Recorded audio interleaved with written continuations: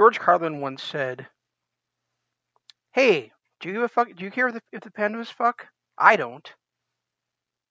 And that reminded me at the ending of tonight's episode of Dynamite of AEW Dynamite, because do I care what John Moxley and Chris Jericho away? Nope. How about you? This is Zanman Shane Sabunya. Welcome to Dynamite After Dark, and my good buddy Jeff was just about to talk.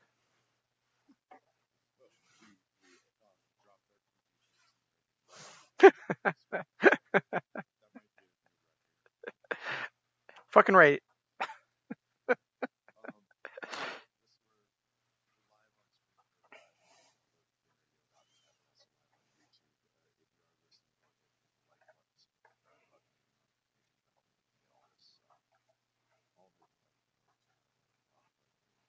Does quoting somebody else saying the word "fuck" really mean that I broke the fuck barrier?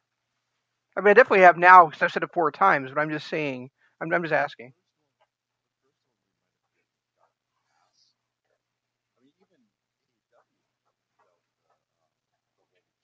That pissed me off. That really pissed me off.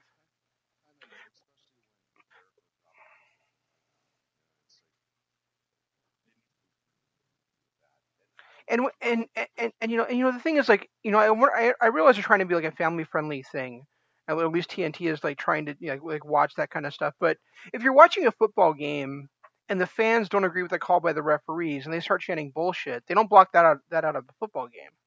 So why are they doing that from a wrestling show?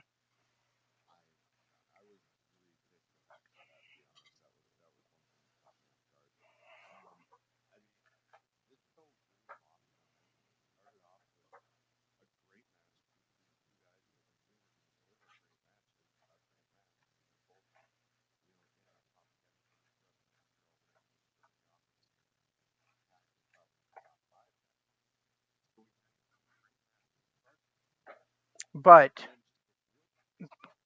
I thought the wheels fell off 30 seconds into the show when Jim Ross said, "We're gonna have our main event to start the show." Well, first of all, main events don't start a show, and secondly, then we knew we'd be ending with a segment, you know, and really, you know, yeah, I mean, and I look at, they have their places. Tonight was not one of them, in my opinion. There was absolutely no reason they couldn't have ended the show with the Iron Man match. The only thing that Iron Man match did was set up Orange Cassidy against PAC. Other than that, it could have been it could have ended the show.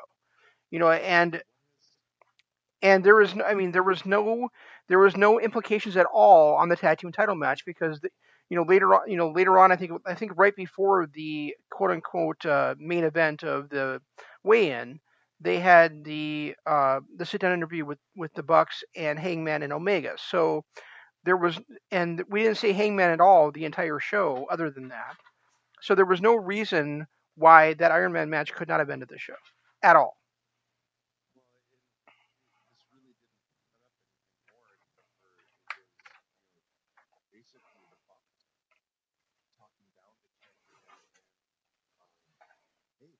Hmm.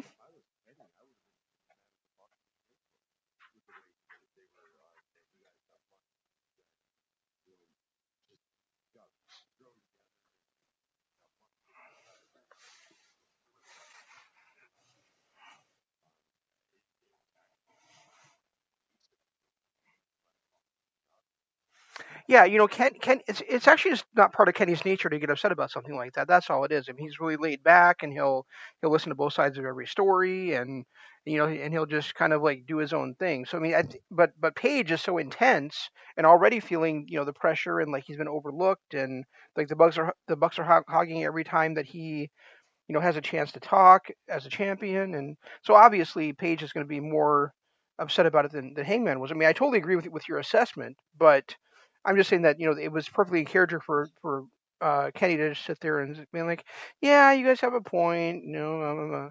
So. Hmm.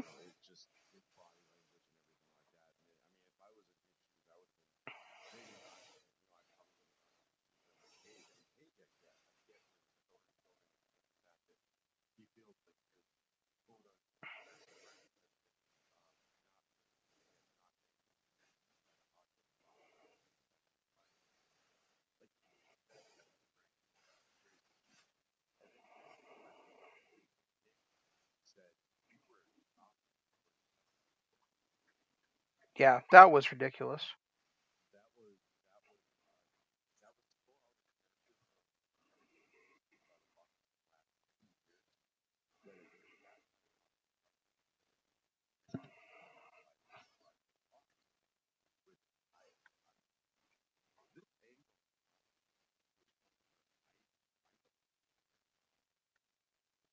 And the thing with the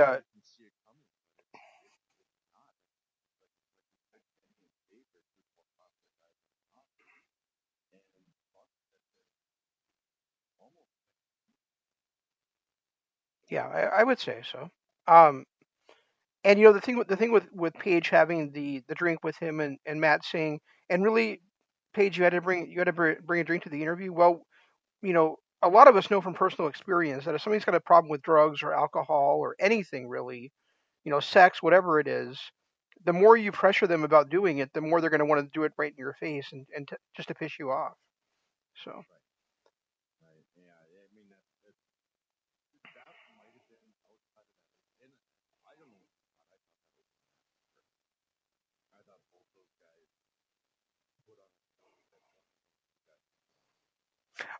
well,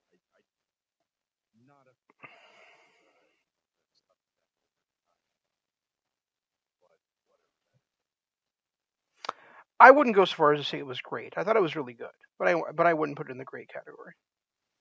I've seen too many better matches already this year to put it in the great category. In my opinion. Well, yeah, but that's the thing is I don't put things in category of TV matches and regular matches. So I mean I know people do that, and I'm not saying people shouldn't do it. It's just not something I do. So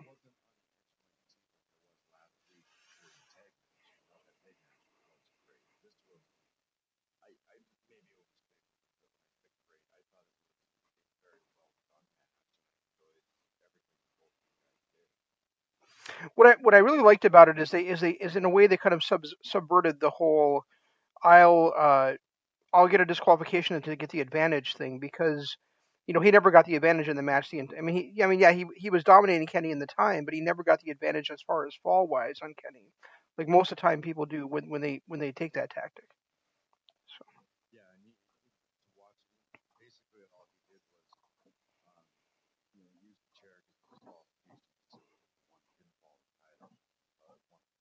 right.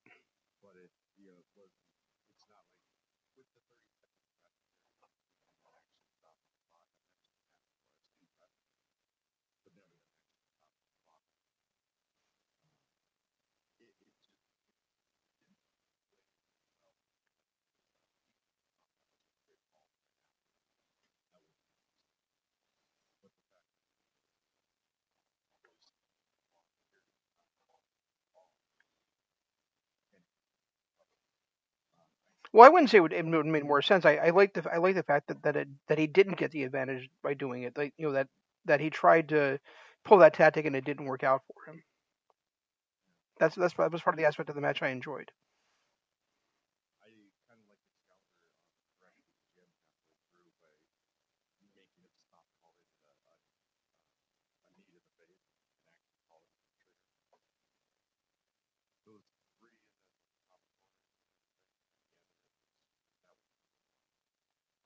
Yeah, and I also noticed that Jr. kept called PAC a couple of times, and he had to be and then Keller said he didn't really necessarily correct him, but right after that he said PAC, and then Jr. said PAC right after that too. So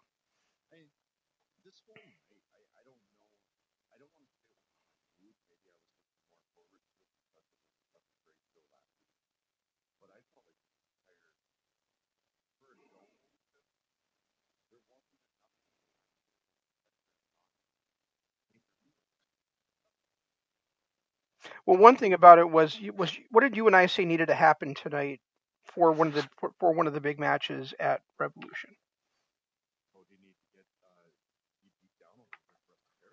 Right, and were they even on the show?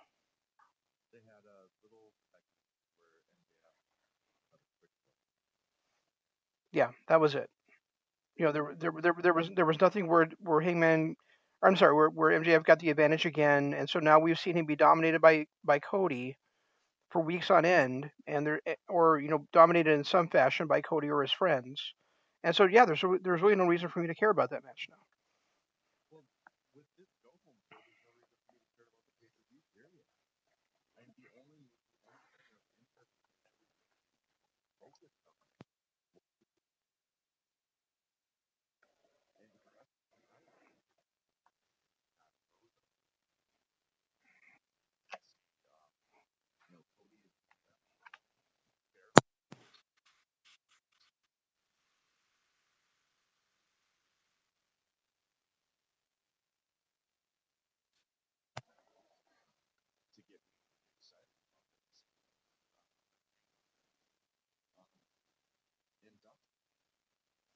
Well, I think they did a good job with those three things. With the tag title match with Hagar and Dustin, um, and then with Sammy and uh, Darby.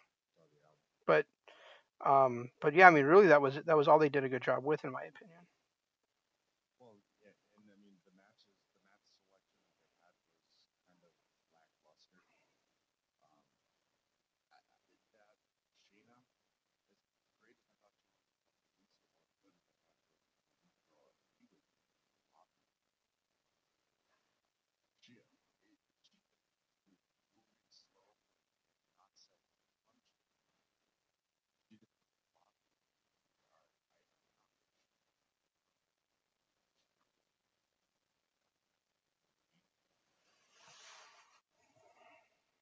I bet you were tickled when Jr. called her a genie too tonight.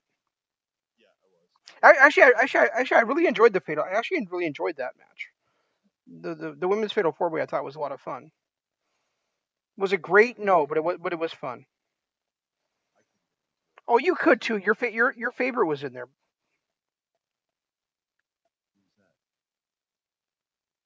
Big Swole Bianca. She was your favorite, right?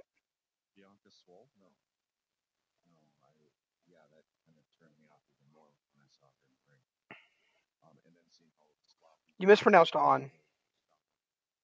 You mispronounced on. Yeah, you said she turned you off.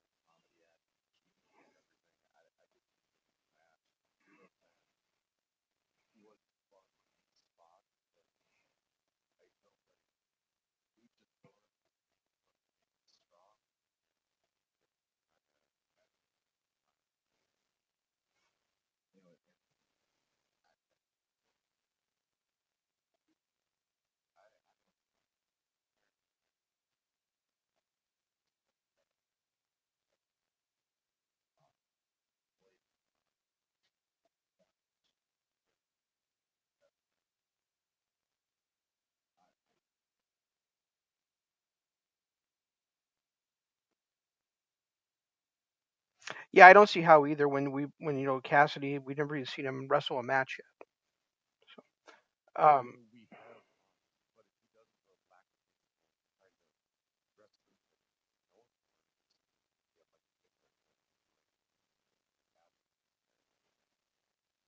that was kind of funny though, where Chuck said he's actually going to try this time.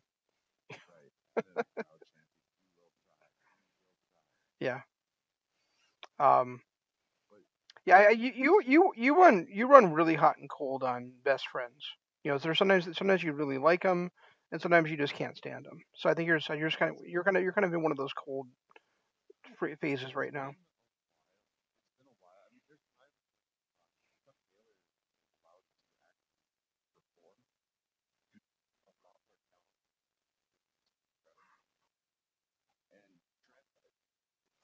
Than you used to give him credit for.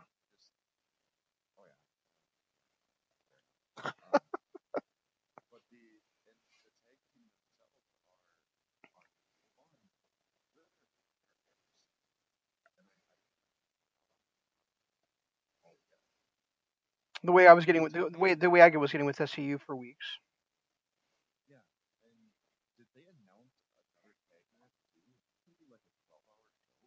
I didn't hear them announce another tag match. It doesn't mean they didn't. Oh, that's right. Yeah, they did. You're right.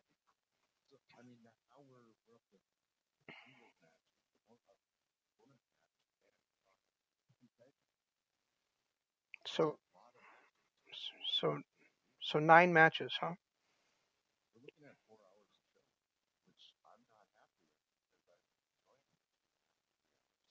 No, they usually their pay-per-views have all been like around 4 hours, haven't they?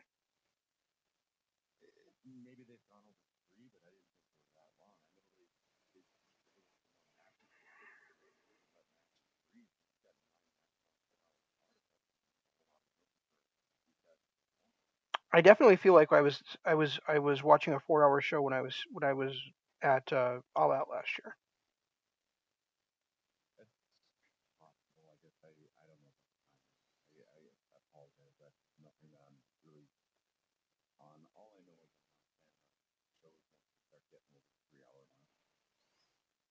No, I know you're not. I know you're not. But I mean, we also know that that's it's kind of the way it is these days. You know,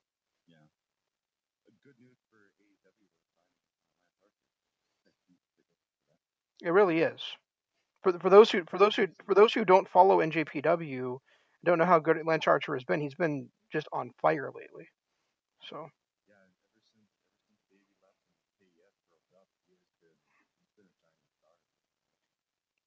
I do think it's a little. I'm happy for him. I do think it's a little bit hypocritical of him because he kind of when Davey left for MLW, he kind of was like, well, when Davey when it took his ball and went home to the states, and now he's done the same thing. So you know, but I mean, I'm happy for him, and I'm happy that we get to see him on a weekly basis in AEW now.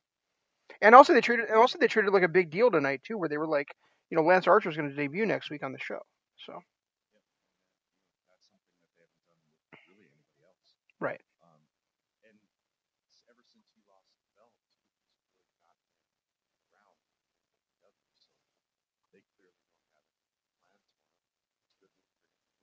Or his contract went up and he was negotiating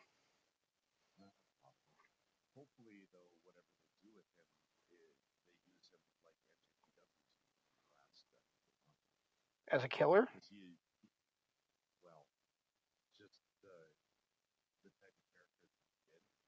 Right.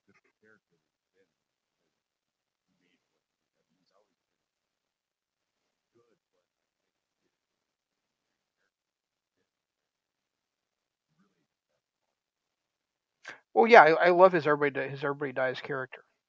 Um, and you know, speaking of the tag match you mentioned a little bit ago, the Dark Order thing. Did you notice what they said about Christopher Daniels?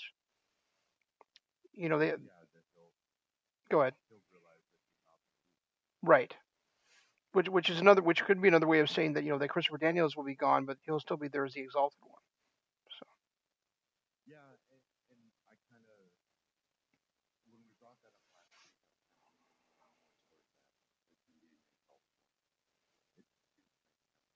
it does. I believe that's what it was.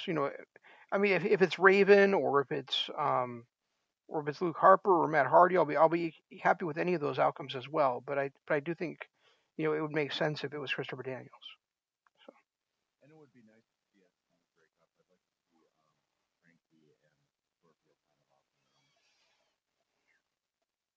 yeah, Scorpion can do whatever he wants. Maybe he'll prove to be as talented. Maybe he'll prove to be as talented as you think he is. Yeah, but the one week I tried to praise the one. Hey, but remember there was a week I tried to praise him and you got on me about it. So it's never happening again. So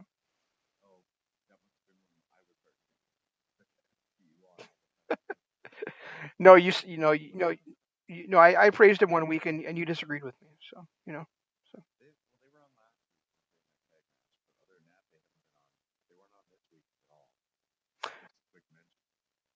no, they've been on quite a bit lately. They had the rematch against the tag champs, and then they were in that tag team battle royal. So yeah, they weren't on this week, but they've been on. You know, And then they're in the tag team battle royal last week, so they were on 2 weeks. They were on 2 weeks in a row, and 3 out of 4. So. Yeah, they got yeah. Okay, you're right. Of course, I'm right. As far as the whole show, not at all. Which is AEW is tough. Good keep it in or around. I don't know how they got the offensive pass, unless they just wanted Could be, but I still think they missed a trick in having some kind of some more heat built up between Cody and MJF, because as it stands right now, I don't see how anybody could believe that MJF has a chance of winning that match. Yeah, looking at this right now, it's just on paper, the way the heat's been building up and the story looks like Darby is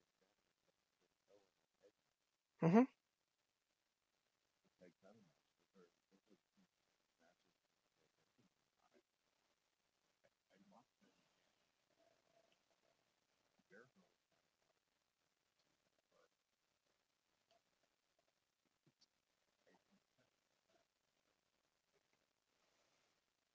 I agree. And I think it's in my mind. And this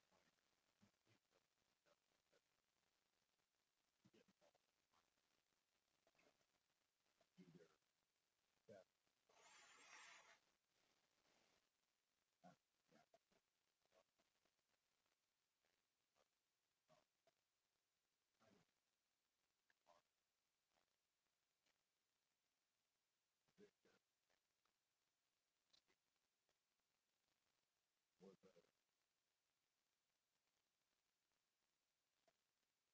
was a strength did the heel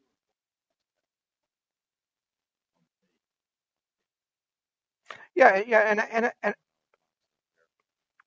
I'm looking forward to those 2 matches, but I'm gonna say this again. I don't understand. Why. What was gained by switching those 2 segments around. What would have been wrong with starting the show with the weigh-in and ending the show with the Iron Man? To me. even having Go ahead. or even having to weigh in maybe right before that. Because nobody involved in the weigh-in Taylor was part of the Iron Man. Right. I really think they should have ended the show with the Iron Man. I do too. I agree. That's one thing I will agree with. And That was kind of taking a step. I think so too. And I really hate JR's whole thing about it doesn't matter where the main event happens in a show. Well, no, it's called a main event for a reason. You know. Right. So. Right. Yeah, that always is. Oh, and you're right. I did see the Mountain Dew Zero commercial later on. Yeah. That is disturbing to say the least. Yeah, it really is. I don't know. That dude looks familiar. I, was I was gonna say see more disturbing now that I realize it was the Breaking Bad guy. So. Okay.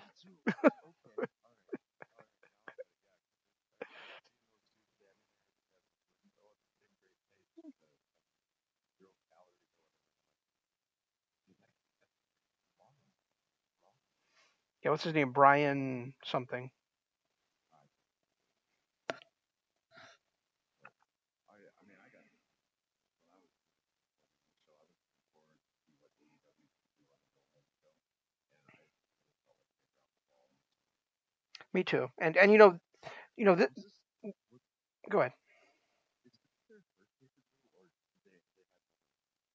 Oh, they Yeah, this is the first pay per view of their first pay per view of the year, but it's their second pay per view since it's their fourth pay per view overall and their second since going live on television.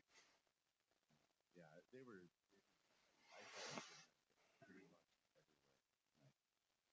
Outside of that, I don't know. Well, like I said, I also really liked the women's match. And I thought the sit down interview with the Bucks and Hangman and Omega was very interesting. But yeah, I mean, and actually, the Sammy and Darby stuff was great too. So I'm not gonna say they missed everywhere, but I really thought a lot of it was kind of blah. All right, yeah, I'll give you that. I mean, they did have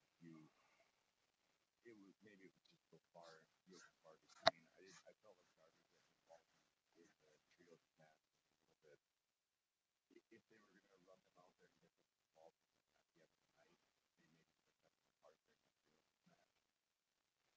But go ahead. He didn't need to cost them the win if he was going to come out later tonight. Right. And here's the other thing is you mentioned about it, being kind of blah for a go home show. Well, here's the test of it. Did anything that happened on tonight's show make you more interested in buying in spending $50 on Revolution? And the answer to me is no. Yeah, no. I watching Darby get that skateboard broken over his head. There wasn't enough of those two flashing for that to really resonate and make me want to buy anything. The fucking interview with Omega may have.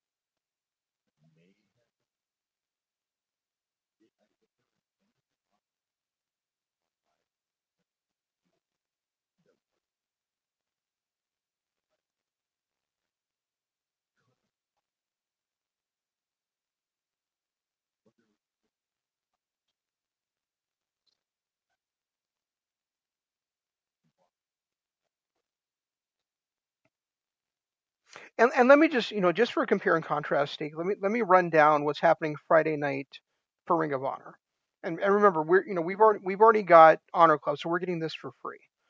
And this is and this is really why I think that a streaming service would be a good idea for AEW, because then you don't have to shell out $50 every time they have a pay-per-view. But we've got Dragon Lee versus PCO in a champion versus champion world championship match. Jeff Cobb and Dan Maff versus the Briscoes. Bandito versus Marty Scurll versus Slex. Kenny King and Roosh versus Villain Enterprises. We've got Ray Orus versus Alex Shelley. A tag team title match between two guys, one tag, and Gresham and Lethal. And then a four-way tag match and a women's match. So I mean, that's a pretty damn good show. That's one of the best shows Ring of Honor can probably put on right now. And it's happening the night before Revolution. So, it's Considering their oh yeah, I agree with that. It's a fairly decent show. Still not a fan of PCO as the heavyweight champion, but it's not a bad show they have. That's definitely better than it's not. what do you want to know what's happening the same night as Revolution for Ring of Honor? Kinda. Okay. World title match. Roosh versus PCO versus Mark Haskins, triple threat. Dragon Lee defending the World Television Championship against Dak Draper. I don't know him either, but it's still the top two titles are on the line. Ray Horus and Bandito in a proving ground match against Jonathan Gresham and Jay Lethal. Slex and the Briscoes versus Marty Scurll, Flip Gordon, and can't think of the other guy's name. Villain Enterprises. Brody King. Yeah. Two guys, one tag versus Vincent and Bateman. Alex Shelley versus Dan Maff. And Martha Martina versus Angelina Love.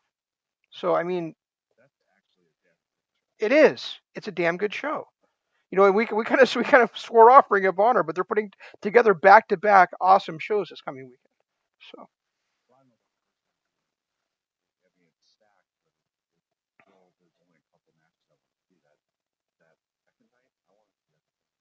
Yeah, I mean they're really putting out a great card in my opinion. So.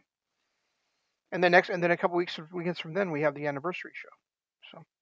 Which is the long-awaited match that I've been ruling over for now, almost a month and a half? No, no, that's a month later. I gotta wait another month. You do. But I don't know if I'm gonna watch that match. I might not be able to. But at the anniversary show, you are going to see Lethal and Gresham versus Marty Scurll and Flip Gordon. All right, that'll be fun. Yeah. That'll be a lot of fun. And then we get Kenny King versus Dan Maff versus Bateman versus Shane Taylor. Is this Marty's booking? It is. It's Marty booking.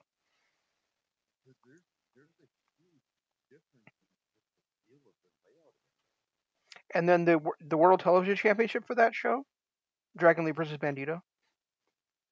So yeah, so I mean, really three straight really good shows coming up for Ring of Honor. And they haven't even announced the world title match for that show yet. So I'm sure that PCO defending the world title at some point on that show too. So well, if it's, yeah, I guess it could be. You're right, because either Roosh or Mark Haskins could win the title at this coming Saturday. So if this is Marty's booking, he's doing strong booking. That's the best three shows I've heard from them in a long time. well, at least a year, right? Yeah. And you know the show you were talking about, Supercard of Honor, the two matches announced so far are Marty Scurll versus Jay White, and then the team of Jeff Cobb and Dan Maff versus Bullet Club of Kenta and Taiji Ishimori. So Just stay away from Marty Scurll. That's fine. well, the other thing is that, and I'm not sure I'm not sure if you know about this yet, Jeff, and I know you probably won't be as thrilled with it as I am, but they're also having a tournament later this year to crown the Pure champion again. Oh, they're bringing the Pure title back. So hopefully they run it with the same rules and everything they had before. They don't change it up. They did the 24/7 title. no, yeah, it's gonna be the same rules. So yeah. Right, I'm excited for that. Yeah. So.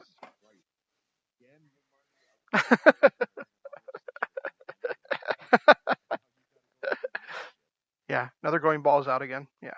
So I'm still not happy with PCO being the world champion, but I mean, if they're going to put on some, you know, the kind of matches that it looks like they're going to putting on this coming weekend, then you know, it's kind of it's. I wasn't happy with Bruce being champion. I felt like when they didn't crown Marty, taking the belt off Taylor was one of the worst decisions they made.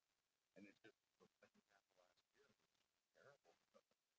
Well, there's no question that Marty Scurll should have been world champion at least 3 times over the last year and 8 months. But you know, I feel like Roosh was, other than Marty, the hottest guy in the company, so it made sense to put the title on him. So. Yeah, but he was such a hot field. It really destroyed him. He has not even been close to that. He's not on any of these cards. Is he injured? I don't know. Because he re-signed, so I mean, so it's not that he didn't re-sign, you know. Doesn't sound like Vince is part of it either. I know TK was hurt for a while. Again. It's nice that they opened up the wall to sign Taven and Scurll. You know. Well, maybe Sinclair's actually starting to make a move. Maybe they're starting to.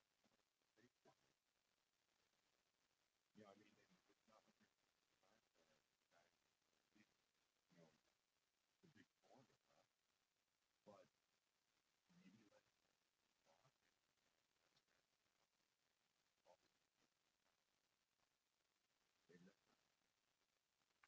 Maybe.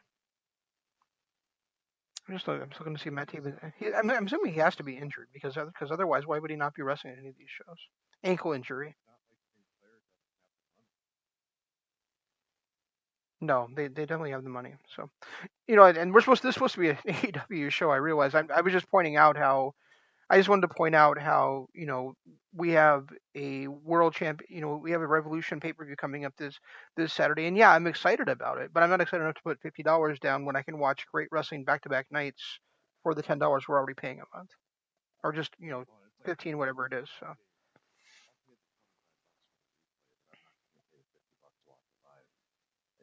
There's not enough interest. They didn't do a good enough job over the last month of getting excited for this pay-per-view. Outside of two matches, like that.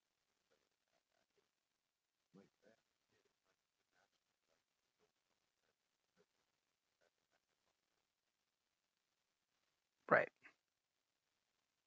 I mean, if they would do something like where you get, you know, even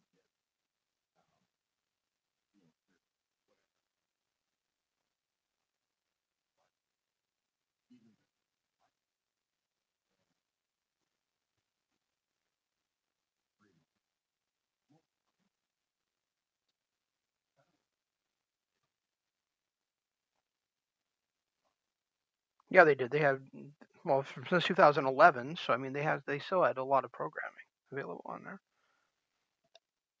But even I mean, their whole thing is like 150 bucks, whatever, with all the specials and all that stuff for free. I would pay that fee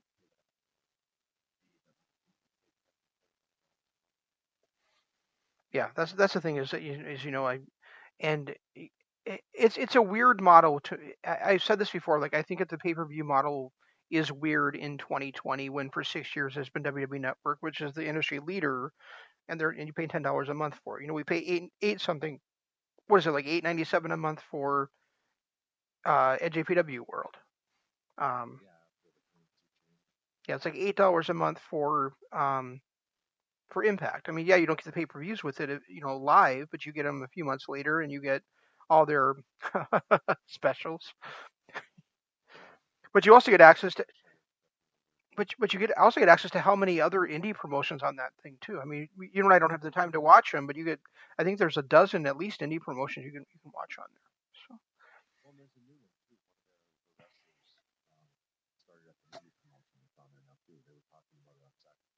yeah, Ego did. All Ego Ethan Page did. So Okay. Yeah, and you also the nice thing though about that app is you get access to all of the archival and all of the mid 2000s TNA broadcasts. So there's a lot of great oh, and speaking of the wrestling streaming services, I told you I was going to cancel that one, but I never did. And then I was going to cancel it, and I was like, you know what? Last year I paid $60 for 3 of their shows during or 6 of their shows during WrestleMania weekend. So why don't I keep it at least the WrestleMania weekend? So we still do have the World Wrestling Network as well. So oh, I haven't watched that in months since we watched that last show of theirs. I know, me neither. I'm just letting you know we still do have that one as well. So Well, like I said, it's an AEW show, and I was disappointed tonight. I was hoping for more out of the Go Home show. We didn't get it. There's not much to be excited about the pay-per-view. I'm still gonna watch it. I think I'm gonna enjoy it. There is some bigger things about it. And also that Kenny Omega title match.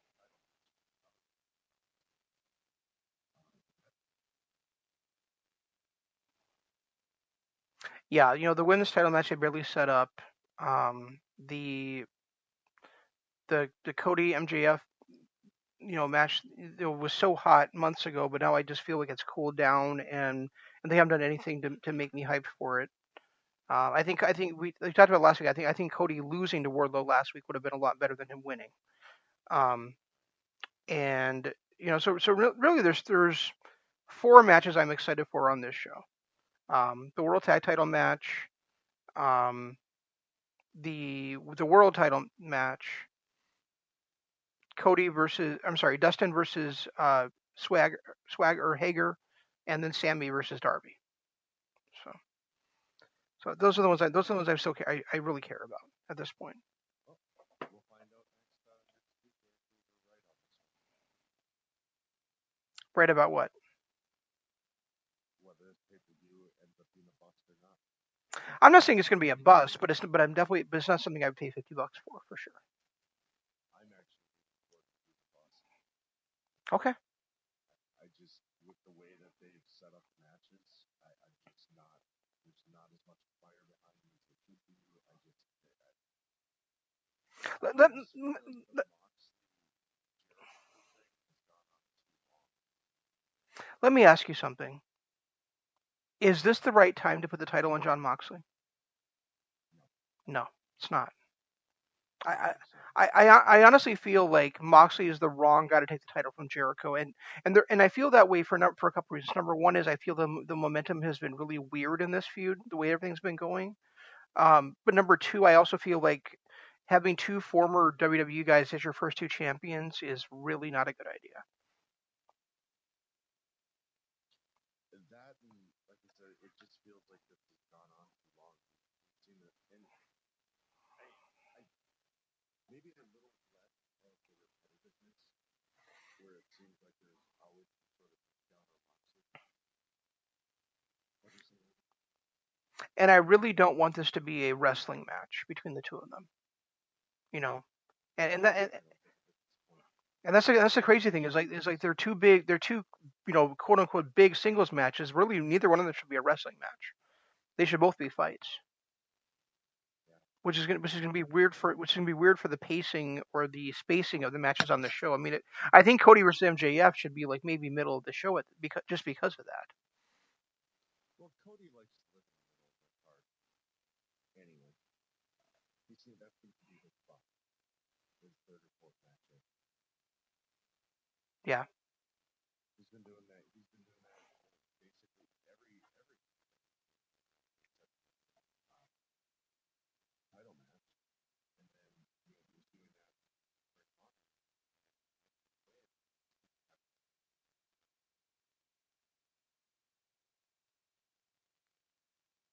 Yeah, a lot of the time he did. You're right. I'm just looking up to see what the full card is because I'm trying to think what I think the match order should, because really I think the last two matches should be the tag title match and the world title match. And I think they should open it with Sammy versus Darby. I agree. I think that's the kind of match that can get everybody pumped and ready to go and on their feet and really into the film. And then I would like Cody and JF to drop the card. I don't think that would be those two things. Maybe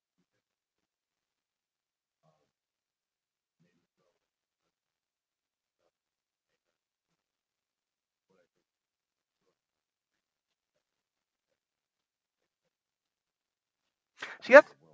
See that's the crazy thing about this show. Like I feel like Darby versus Sammy has to start it. But then I feel because I feel like there's really four matches on here that should just be fights.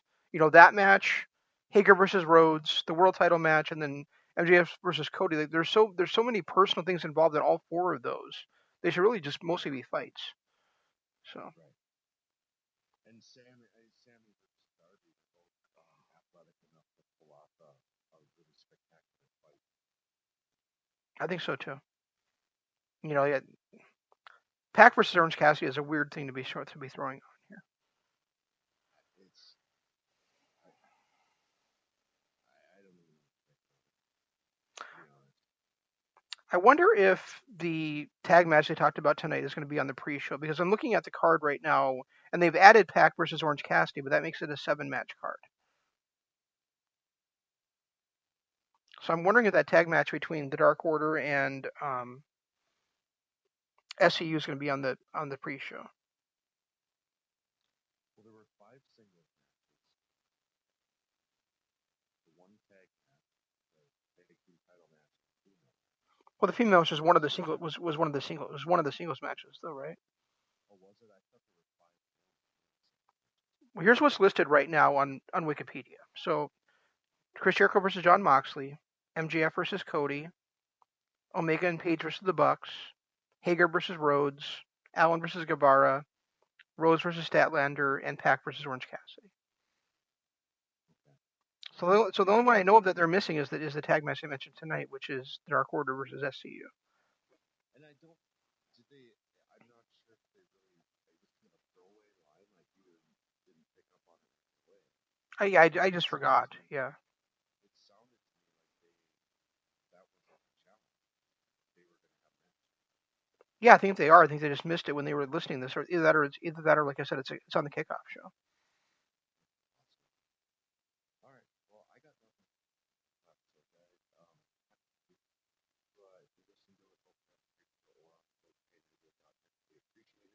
If you're listening to it, be sure to hit the subscribe button. If you want to find us on that's where you find us.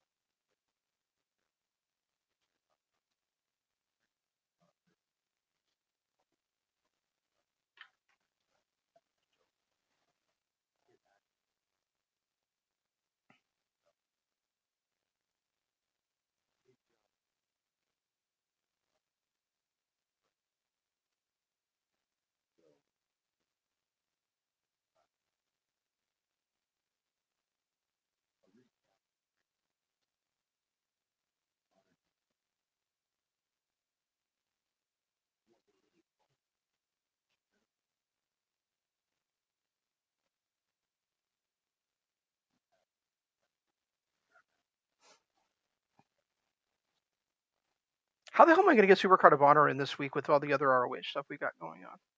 And Revolution. Yeah. I'm going to try. I think we're going to have to. Anyway, stay tuned. It is. Stay tuned also to tomorrow night to MSLP Radio Adventure. On Friday, we have NWA Power, the Legacy Series. And then Imp will be with you on Saturday night with a breakdown of the aftershock of AEW's Revolution pay-per-view. And then we'll be back with you on Tuesday to talk about Revolution and maybe at least one of these Ring of Honor shows, right? Or maybe as much wrestling as we can possibly watch. Yeah. Might be a little bit of from both shows, to be honest. Yeah, might be. Might be. Anyway, that's all we've got.